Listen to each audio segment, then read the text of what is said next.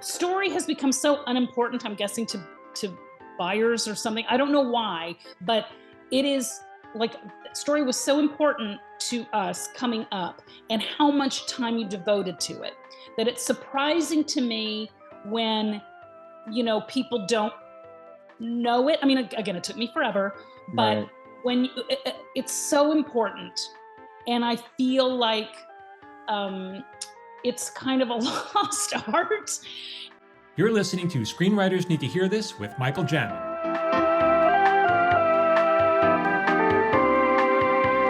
Hey everyone, this is Michael Jamin, and you're listening to Screenwriters Need to Hear This, the podcast.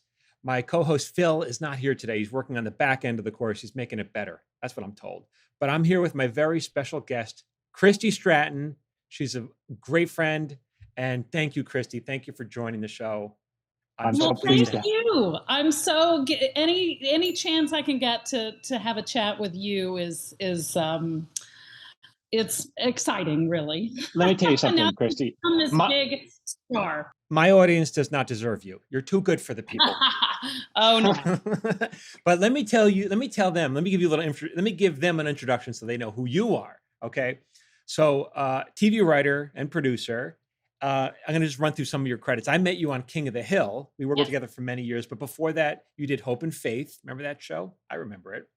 Awkward. You were on Awkward for a long time. Everyone's Crazy About Us, which was your own mini web series, right? Which you also directed. Correct. Then Modern Family. We've both heard of that show. Bless the Harts. You've worked on that for quite a while. You also did Hope and Faith. You like shows. I'm sorry, Raising Hope. You like shows with the word hope in it. What can I say? That is that's a theme that I gravitate. And so I got many questions for you, but I know some of the answer, but these people listening, they don't know anything. So tell everyone how you broke into the business. Oh, it's so, it was such a backwards kind of way. I'm from Texas, right. and I went to college in Florida, and the Universal Studios Orlando had just opened when I graduated from college. So like that was Hollywood to me. That was showbiz. Right. And so I worked as a PA, and one of the PAs that I work with said, "Oh, there's this thing called the DGA trainee test. Do you know what this is?" I didn't know what it is. No. Well, what it is it's a test that I think they still have DGA trainees on sets, and they will put you, if you like are selected, they put you on sets, and then you can be a PA. So, which is, I didn't end up passing or getting to be a DGA trainee, but it brought me out here, and I was kind of like, I really don't know what it is I want, but it's not, in Orlando, Florida. So But you didn't know if you wanted to be a writer or director. You just wanted to be. I couldn't even imagine being a writer. Like I wouldn't even dream of doing anything like that. Never. But then what did you want to do? Well, I just wanted to kind of work in entertainment. Well, that's the thing, is like when I got out here, I started working at a PR firm, and I'm like, okay, PR, that's not what that's not my, nothing against that, but I just wasn't good at that. Right. And then I worked, I did a bunch of temp jobs, but then I heard about the Groundlings School. And the Groundlings is an LA-based comedy troupe, and a lot of very famous Saturday Night Live people came from it. And they have a series of classes that you can take. And I wasn't terribly successful with that either, but it was like, oh, I'm enjoying writing, and so it took many years to get to that point. And I did not get through to the Groundlings, but I went to this other theater called the Acme Comedy Theater. And some of the people there, Brett Baer and David Finkel were there, Alex Borstein. Right. Some people were there that were writing scripts. And so I thought, well, I'll try that. And so I wrote a couple different ones, and I got into the Warner Brothers TV Writers Program. You did that? Wait, hold on, slow down. Yes. Wait, first of all, no one wants to hear the answer to this but me. But what part of town did you live in when you first came to LA? Oh gosh, because I was a PA in Florida. One of the gals had already moved out here, so I kind of was her roommate in in Santa Monica, but then I lived in this tiny little room that I lived with somebody else in Sherman Oaks. Right. I shared a bathroom with a cat. And I can remember like walking in on the cat doing his business and being like, oh, sorry, I'll come back. It was really, and I didn't want to cook for myself. It was just rough. And one of my biggest regrets, and I don't have many, is that I didn't take typing in high school, because you get all the top temp jobs if you can type fast, and I never could. But anywho, yeah, I lived all over in just tiny, and then I lived in West Hollywood in a bachelor apartment that did not have a kitchen. It had a hot plate and a mini fridge. And so if I wanted to— What street was this on West Hollywood? Because I lived in West Hollywood too. Melrose. What, Melrose and what? Oh God. You don't Melrose, where Melon Roses is. Oh gosh, what is Kings? Kings. Oh, okay, you're further west. Okay. Yeah.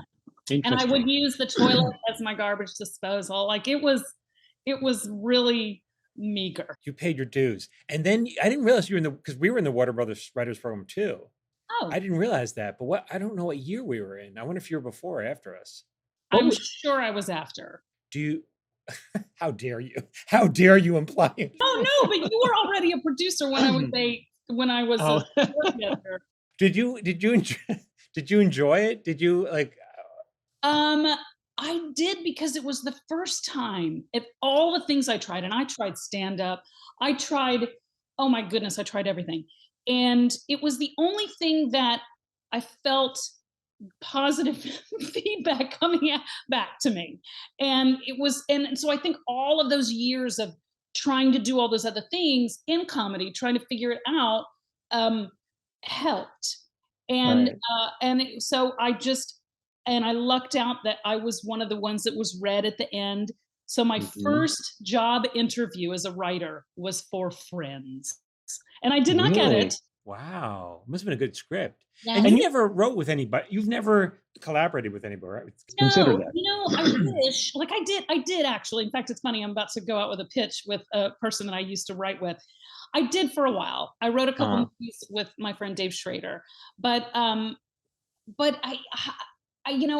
don't know that I found that other person that it worked out, because you have to have that kind of equal amount of work, and your work ethic has to be the same, and and I don't know, I guess I never found that person, and that, because that would have been helpful, and I love collaborating and that kind of stuff. Now, so you got out of the Warner Brothers, right? But people don't know this. When you're in the Warner Brothers workshop and you graduate, especially you're like probably the top of the class, they try to set you up. They try to pimp you out to one of their shows at a discount rate, at probably about a third of what the Writers Guild minimum is. But you're okay. At that point, you're so desperate, you'll do it because whatever. Right.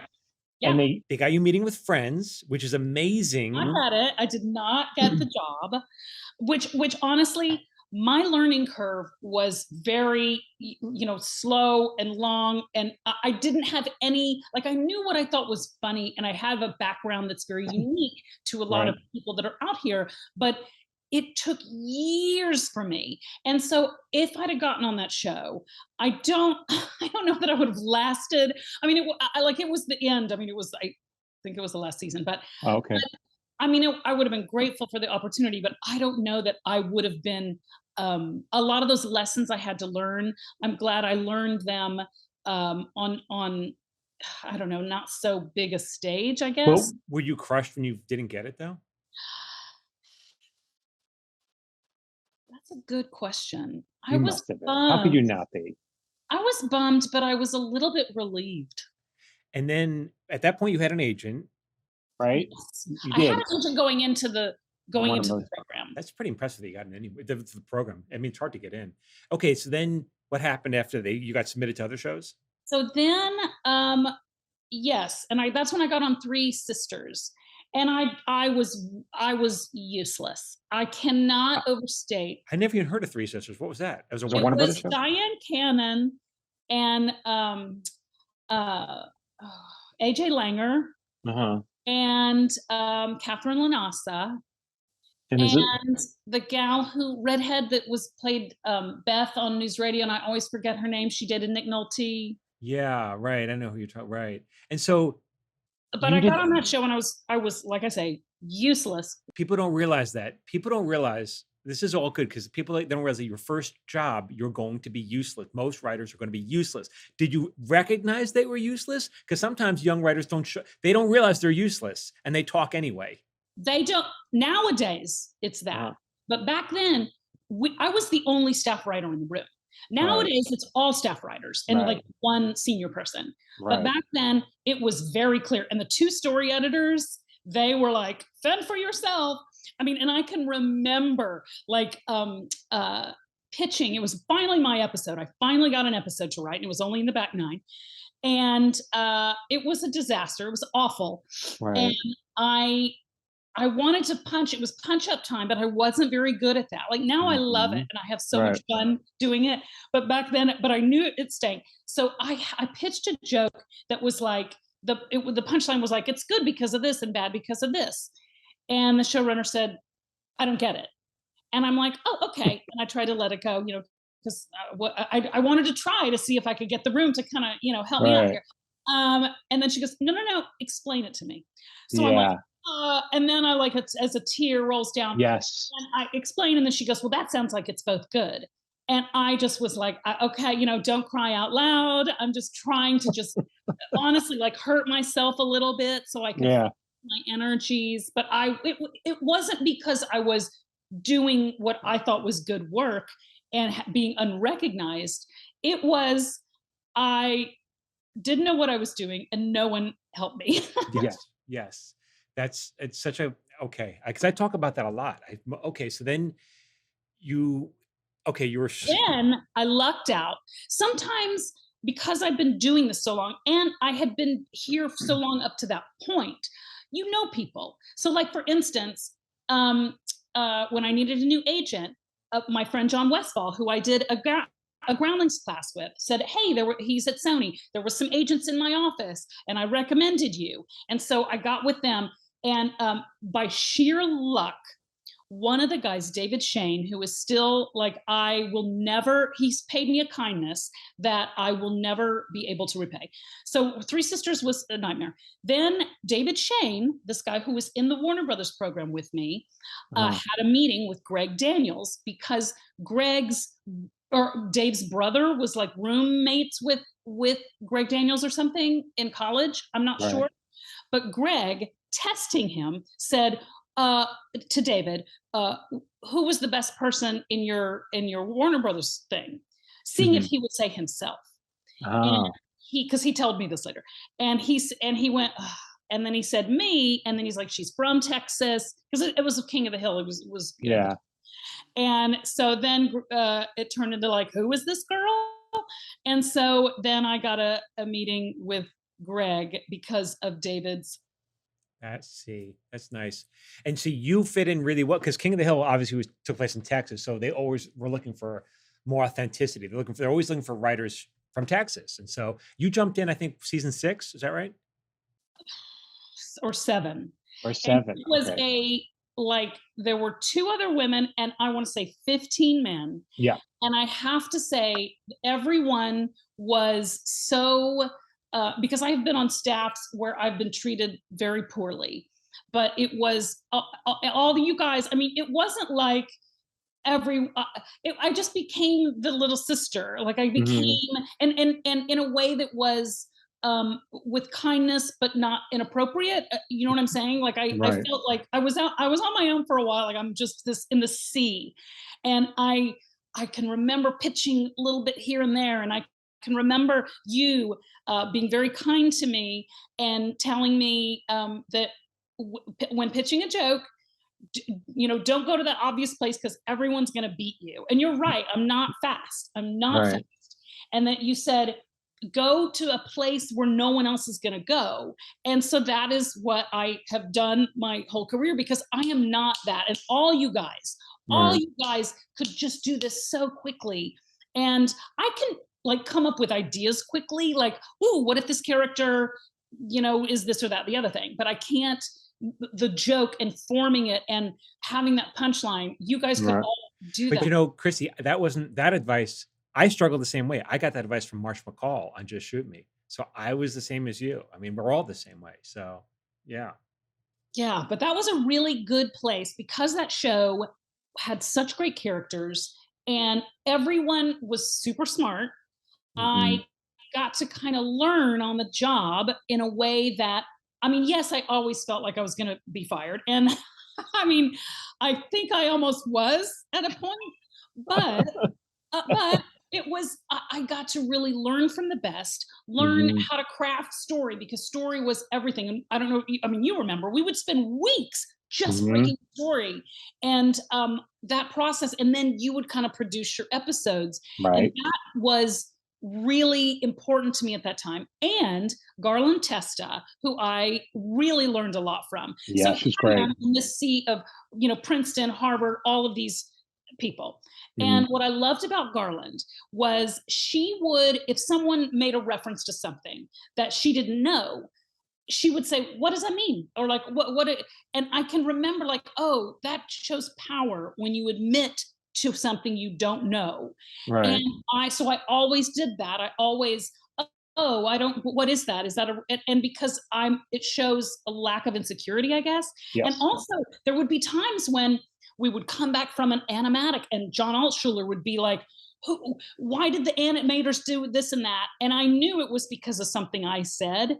And so I'd be like, oh, sorry, that was me. I thought that this would blah, blah, blah. And it would just diffuse. When you admit your mistakes, when you admit what you don't know, it diffuses things right away. It, to me, is kind of a show of power, in my That's opinion. And I that's good learned that advice. from her because she was in this sea of, all of these for a long time before, I came along and whatnot. But She would always go, and I tried to have. She would always go, like almost into a panic when it was time for her to write her script. And I don't know what I'm doing. I'm like, Garland, you're probably the best writer here. She's so good, but she had this. She had some of these insecurities as well. She's like, I got nothing, and she come up with some great line or great scene.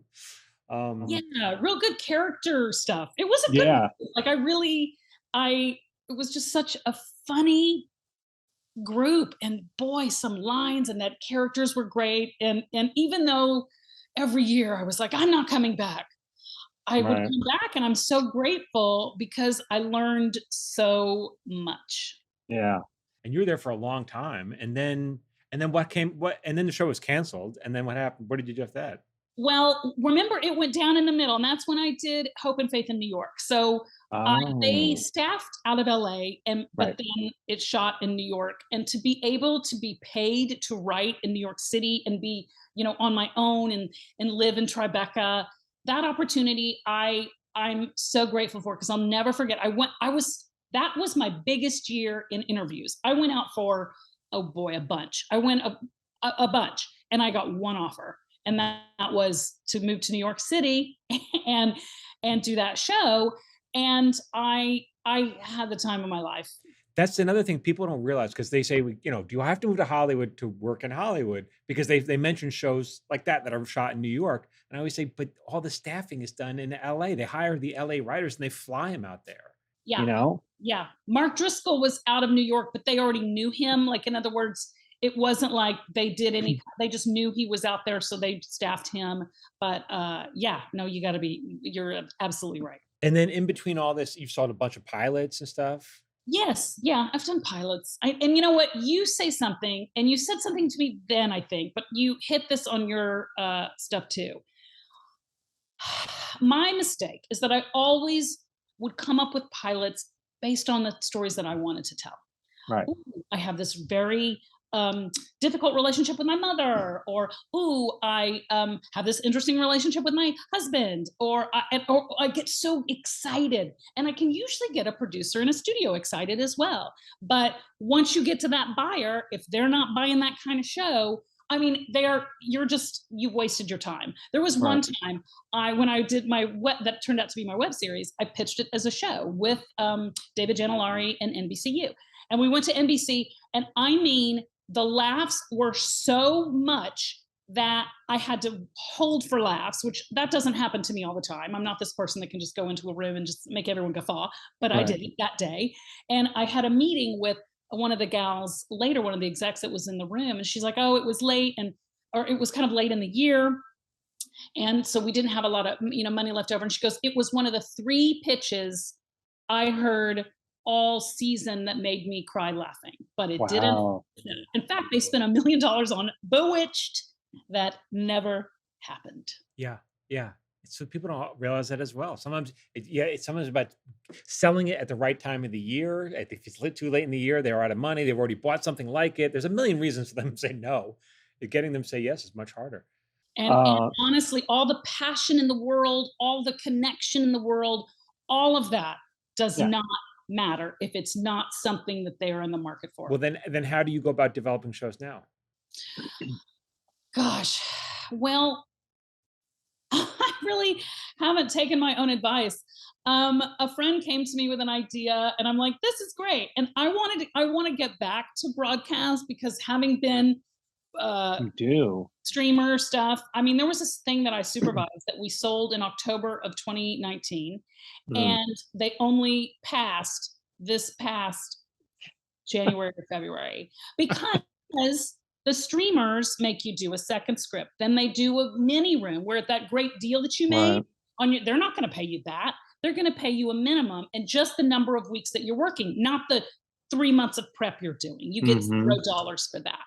Then, they're going to sit on that for 6 more months and then they'll decide. And so after that, and because I think there's a lot of broadcast comedies that I am loving.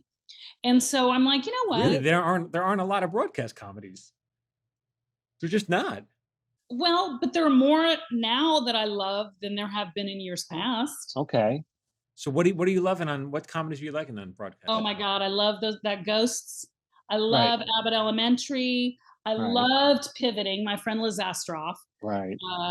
That show was great, and those shows just give me hope that, like, you can do some really cool, fun stuff on broadcast. Because I'm done with I just don't want to cringe. I'm done cringing. You're done cringing. I want to laugh. I want to see, relatable, interesting stories that are funny that I can just turn on and be like, oh my gosh, how when you really love a show, you can't tell what episodes are good or bad. Like you just love them all. You want to go into that world. Curb, I know that's not broadcast, but I did love that this year. But sometimes I just want to laugh. I don't need to cringe anymore. Well, time is running out for you to pitch network. Isn't it? it? We're going right in. We're literally me and this guy we're going right into the networks with no producer, no nothing, because my agency got bought out by another agency. So now I'm with that agency and I switched managers because my other agent became a manager. So that all took some. And so they said, fine, we'll take it right. They managed, because sometimes you can't even do that. You pitch it right to this network, which is unusual. Are you going to? I'm going to in a couple of weeks. Yeah, we'll see. Because most of the time, and so how that usually works is if the network buys it, and there's like no right way of doing this. The network will buy it, and if they want it, then they'll dump it off. They'll offload it onto their sister branch, whatever studio that they own or they're affiliated with. I mean, I guess that's how you plan to do it. To me, that makes more sense. But I don't know why the other way is usually you pitch it to a studio, and then the studio pitches it to the network. I don't know why that also, is. you got to have that producer, and that takes so much time. And we were ready in July to start talking to people, but we were told that no one's around in August. Everyone is traveling, and I'm like, okay.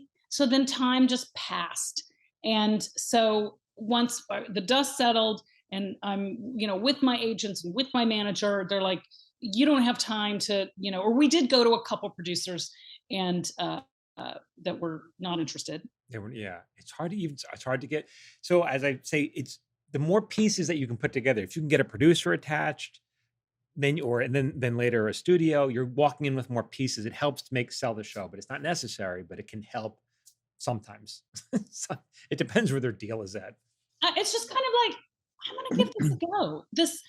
I'm going to give it a go. I'm going to give it a go. And I actually have so many pieces of development that are just sitting, waiting. I have a script that there was the company called Global Road that went bankrupt.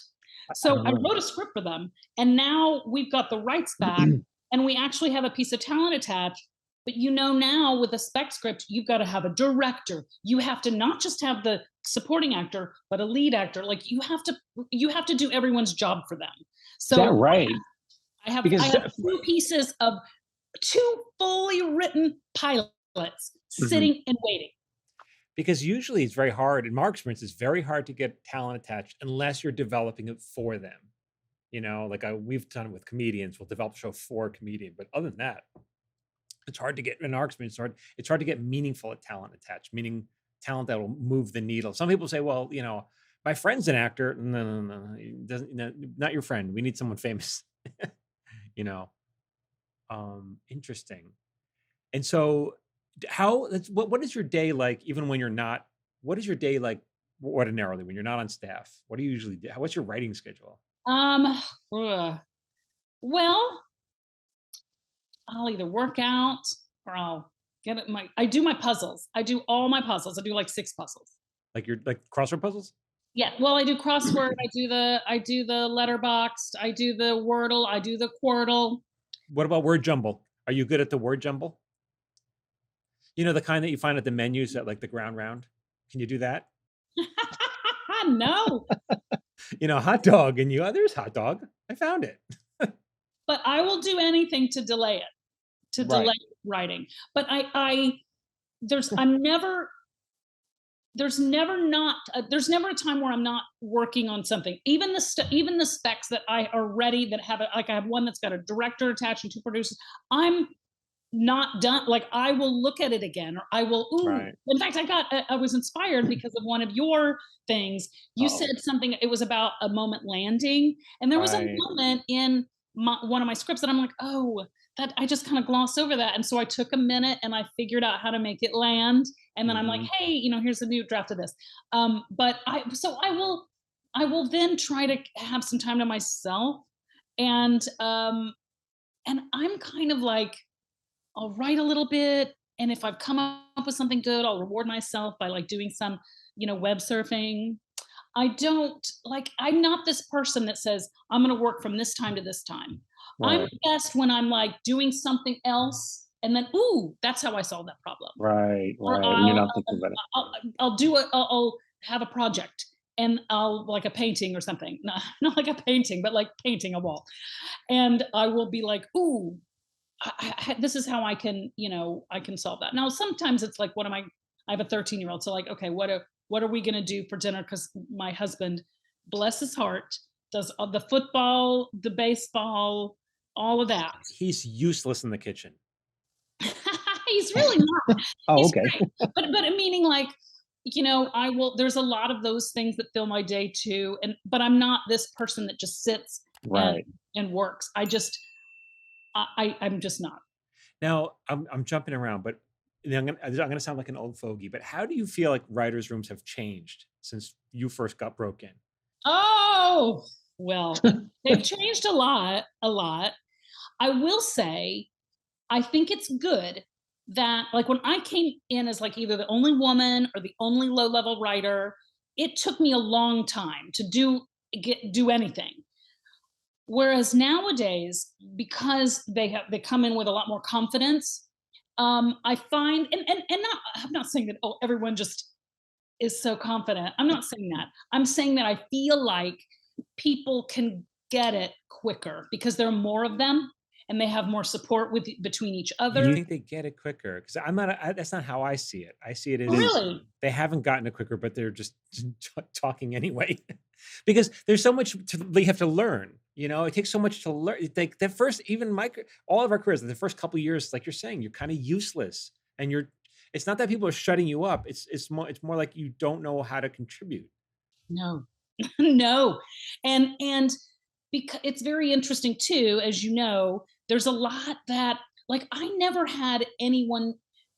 Oh God, how do I say this?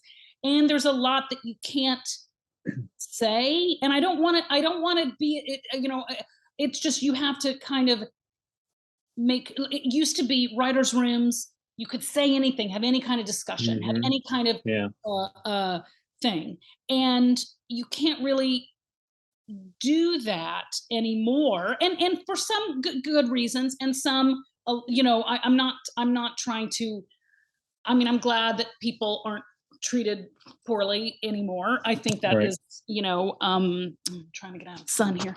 That's good. That is a little bit, and I worked for someone recently, a dear friend, because you got to watch what you say, because what if someone takes it the wrong way and it puts it on Twitter. So that's different. That's different for better or for worse. And I don't want to, but that's certainly different. Like there was a code in the writer's room. There was a code that you kept it. You kept everything in there unless you were, sharing something with your spouse. But so that's different. And story has become so unimportant, I'm guessing, to buyers or something. I don't know why, but it is like story was so important to us coming up, and how much time you devoted to it, that it's surprising to me when people don't know it. I mean, again, it took me forever, but when it's so important, and I feel like it's kind of a lost art, and I don't know. So and it's So as the senior writer in the room, you feel like you're carrying a lot of the weight. Absolutely. Right. Absolutely. Sorry, I'm moving down here. And yes. And look, yeah. So what would you tell new writers or aspiring writers? What kind of advice would you give them? Gosh, watch a lot of TV. Watch a lot of TV. Watch it kind of like what I do with my son is I'll be like, ooh, is this the midpoint? And I'll pause it, or I'll be like, well, like if we're watching a movie, like, do you think that's an all is lost? Do you think that's right? Like just to, I mean, not that I don't know that he would ever want to be a writer, but just to kind of get into the rhythms, because it's rhythm and surprise, and it's just so hard, because it's like it's all trial and error. It's so all trial and error. And I would say to young writers just to write and see what sticks. Do your funny tweets stick? Do the essays you write, does that stick? Just like what is sticking? And how do you feel people are breaking in today? I really don't know. That's a good question, because I'm thinking of like, who are the young writers that we had on the Flats, which was the show that didn't go forward. One came from my manager. It would come from friends. I'm trying to think if there's anyone that completely we didn't know, and that was maybe at the upper levels, because then you read the little blurb, and I wouldn't, especially with the younger writers, I don't read past 10 pages. Why not? Because they're terrible. I'm sorry. Right. Young writers cannot write pilots. Don't put someone on the toilet on page 1. Don't have anyone having sex in that first 10 pages. I'm done. That's not to me.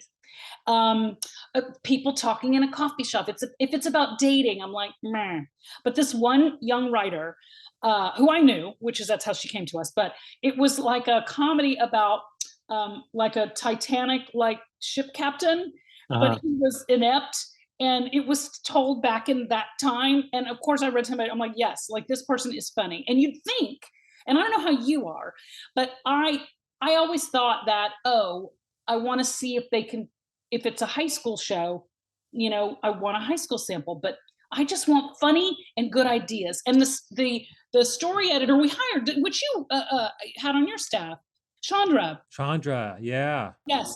Her first pages, I don't know if you read, but her first pages were a woman giving birth, okay? And it's going through like, it's very dramatic.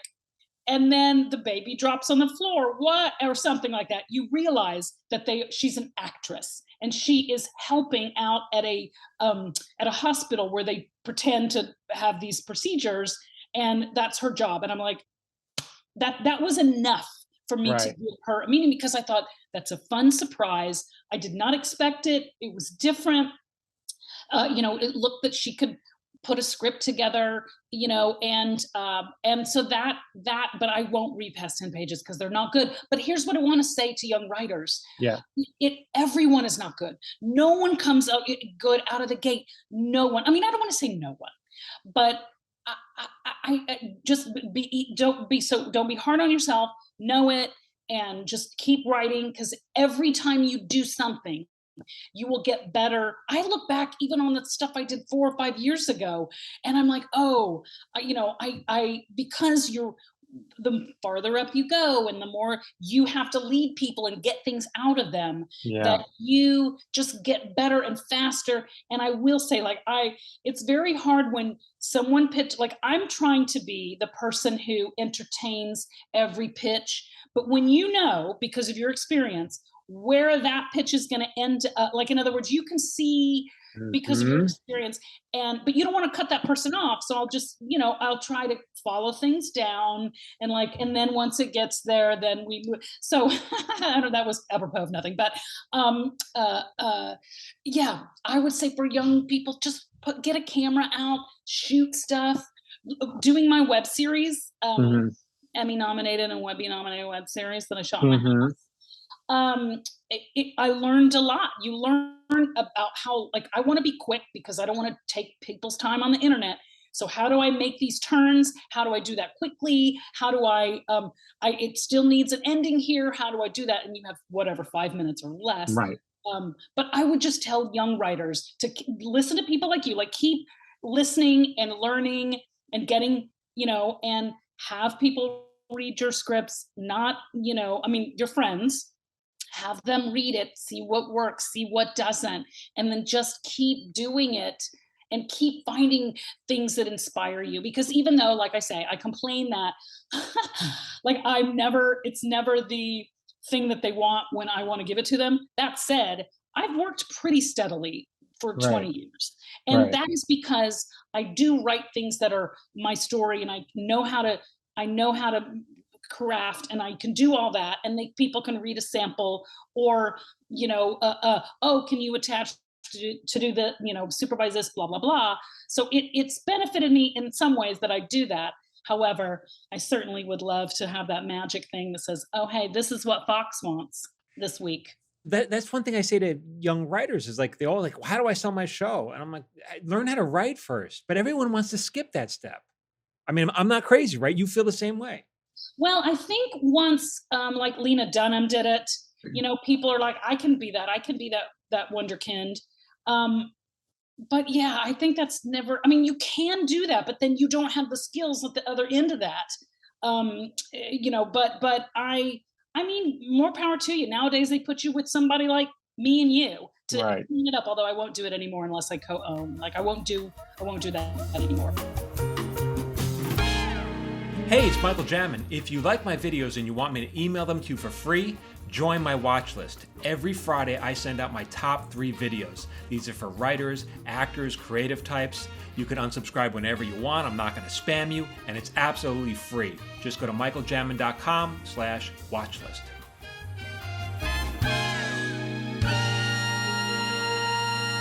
All right, so Christy, you were talking about supervising projects from new writers. So please go tell us about that. Right. Or writers that need, some kind of supervision.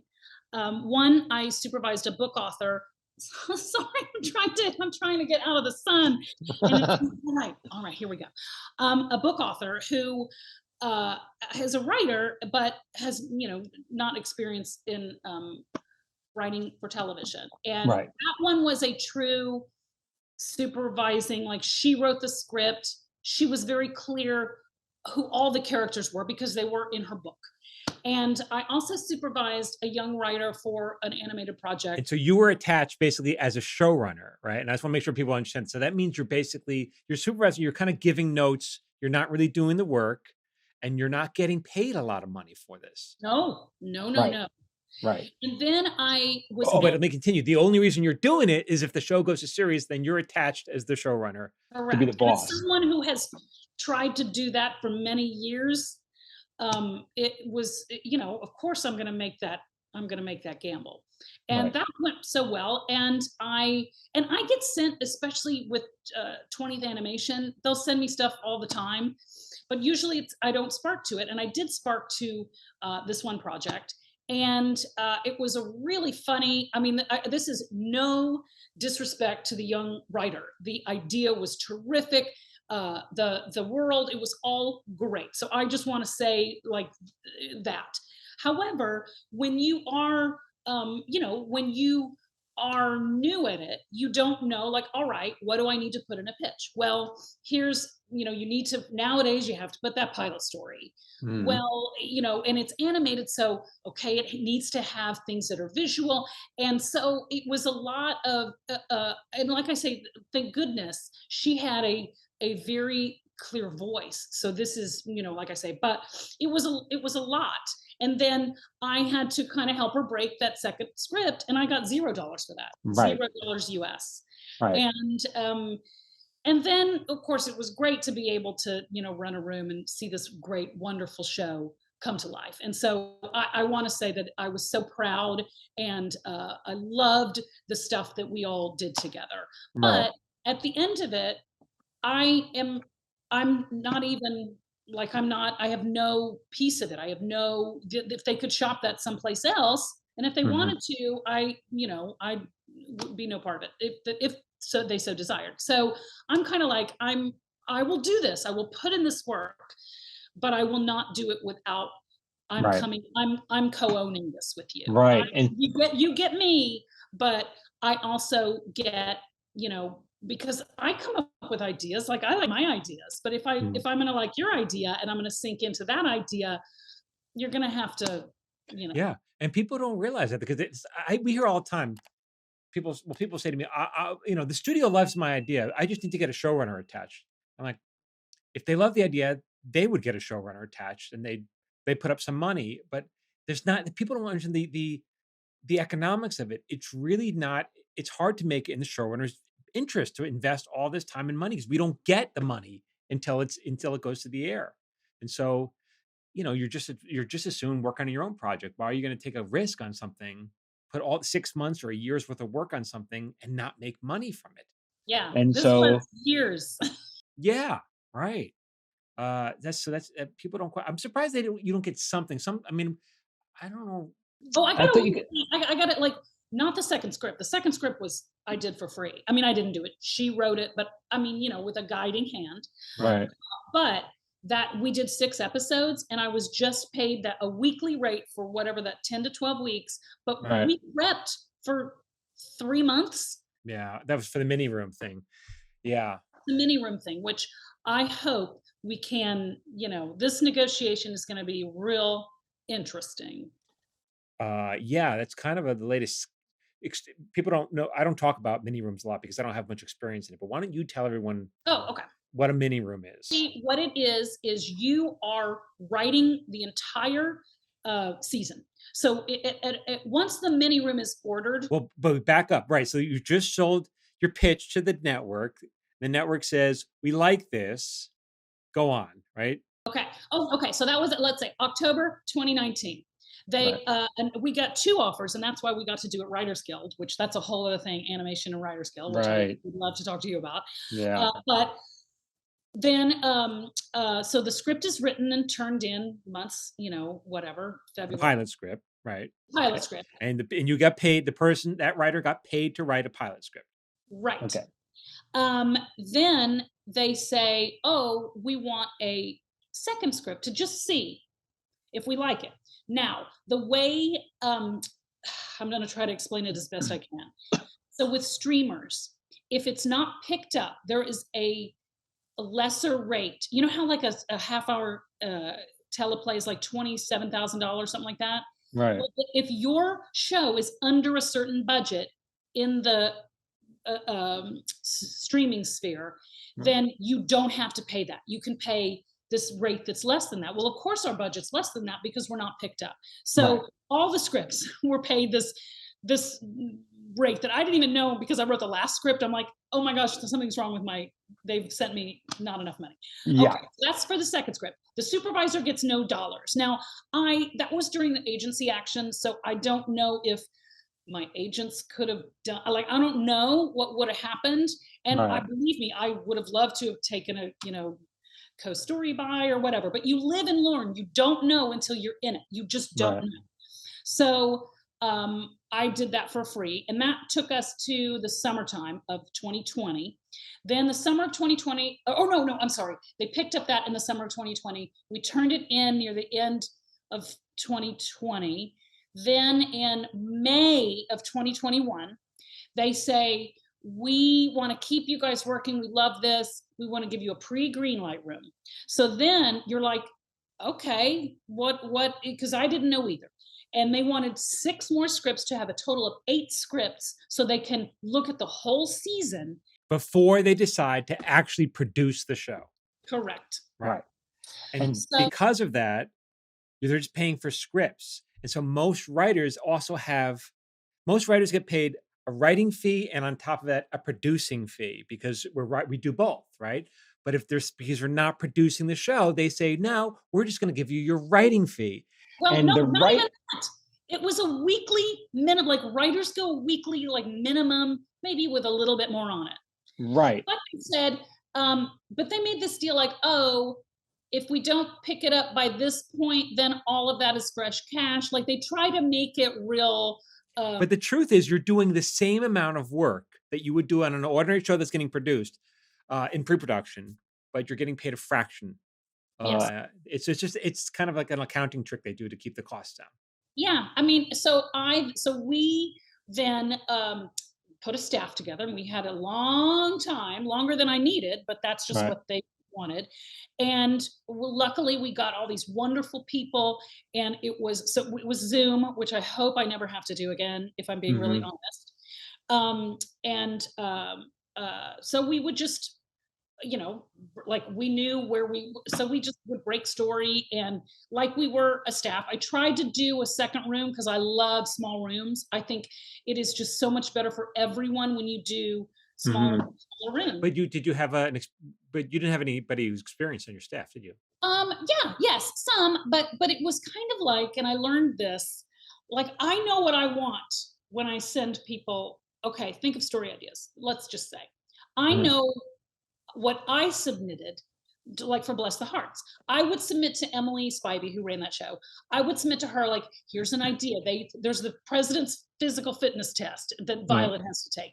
And then I would do a possible like scenario on where that leads to, like a paragraph. But because these writers that I hired, who I thought were wonderful, all had so many ideas. So this is an embarrassment of riches. This is not any sort of a diss, but it would just be ideas and ideas and ideas and ideas. And so it's hard to kind of explain, well, this is what I want. And then I'm like, do I sound like I'm a bad person? But so it just takes time to get in a groove. And when you have 10 weeks, like they're not going to know how to present it, and how to curate which ones that we're both going to like, because they're dealing with 2 people now. They're not just dealing with me and I get to ultimately decide. Oh no. It's her show, and I am there to kind of facilitate and help and do what I can. So we ended up not doing that as much as, and would send off hey, write this scene, and it would come back wonderful.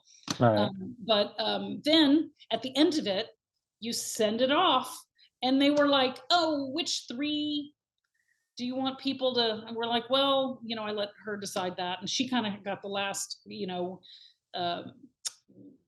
go through of whatever she wanted. And then it was October. And thank goodness I had another show to jump on. And then they didn't pass us until like the following January. Yeah, that's how it goes. Yeah, and we thought, because we had our execs were so enthusiastic and so great, and we were sure that it was going to go. But what was so interesting was, because all of that time it took to do that, which was, however, 2 years, they were noticing it, because it was Amazon. They were noticing that the animation that was doing well for them was more genre animation. So they're like, well, you're going to see, we're going to pick up a comedy, but after that, it's just going to be genre. So it was just kind of like, because we did this beautiful, funny, wonderful thing. And so you're also at the whim of whatever is hits, what is working, they're going to want to copy. And if whatever's not working, your fault. That's, if you're like that, you're kind of screwed. And what people also don't realize is that the executives overseeing your show, they're always very enthusiastic, but they're usually not the decision maker. The boss has a different opinion. And so they always tell you that, whoa, we're so excited about this show. We're all talking about this show. Like, who's we? Just the people who are on that level. But so that's another obstacle. And the comedy they did pick up was like Natasha Lyonne and Maya Rudolph. They're producing it. They're starring in it. And it's like, we can't compete with that. Even though I think on the page, who knows? But that was just like, oh God. Yeah. It's a hard business. Yeah. And so what is next for you? What is next for you? What do you, other than this pitch? Pitching this thing. I'm pitching this ridiculous thing. Then I've got these 2 scripts I'm sitting on. One has a director and 2 producers attached. The other one has a piece of acting talent attached that we're just looking and waiting, because people don't want to, it's a weird buying time, but at the same time, something else that sucks about the streamers is because there's only 8 episodes, Mindy Kaling can do every single show made, because only doing 8 episodes, you can do 4 shows a year. Like, you can do all the shows. And because these buyers, whatever is going on, they want the big people. And which, whatever, I get it. It's hard to have a hit. It's hard. So you want to bank on those same people. And guess what? Those same people will be available because they're only doing 8 episodes of this show. And so anyway, so I'm sitting on these 2, waiting for, we're trying to get a director with the one. I wrote a screenplay, and my new it's now to an actress. Because we tried to go to producers, but that didn't work. Comedies in movies, it's just hard. It's hard. And I'm like, I just love comedy. That's what I do. That's what I wish I could write a procedural or a drama. And those are all valid and great things. I can't do that. I can't do that. I can't write comedy murders. Like, I can't, or a mystery, the comedy mystery. And I'm like, great, I think that's cool as hell. And when I see it, I get into it, I love it. But I like a straight up comedy. And I'm like, it doesn't cost that much, but yet, anyway, so I've got those things. And, and then it's a little bit of kind of waiting, and then trying to see there's staffing opportunities that come up, and because I know people, so it's like, well, what are their needs? And interesting. Like, I love being on a staff. I love that whole thing. I just hope it's not on Zoom, if you can get those jobs. Christy Stratton, we're pretty much at the end of our time here, but thank you. This was a very interesting talk. I enjoyed this. I definitely enjoy this. So is there anything else you want to tell people who are listening? Is there anything you want to one last parting thing? Should they follow you somewhere? Especially, well, I'm on Twitter, but I don't tweet a lot. But I'm on Instagram at Christy Stratton. But I'm Christy S. Man on Twitter for whatever reason. But here's another thing: young writers, new writers. It's a tough time coming out of COVID, with all the shakeups and all the streamers and everyone. It is a weird as hell time right now anyway.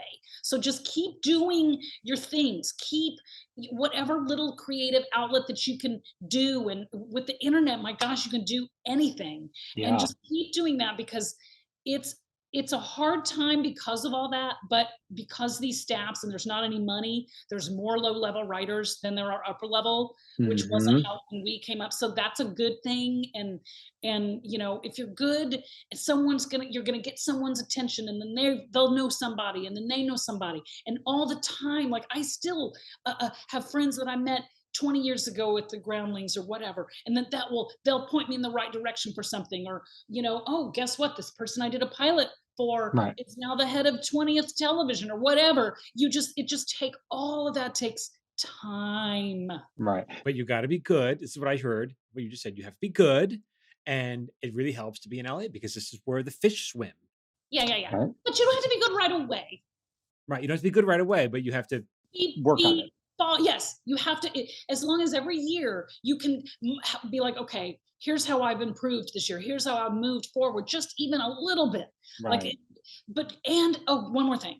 Yeah. Oh my God, this is probably the most important thing of all these 2 hours we've been talking. Be flexible, take notes. Don't be like, well, this is what this guy says, or, oh, well, this is what I put that in there because of, if someone's going to take time to read your script, I don't care if it's I don't care who it is. And it's the hardest thing. And I still do it. When my husband reads my stuff, I'll be like, well, that's why I'll bark at him. Right. But don't just thank you. Oh, I'll think that.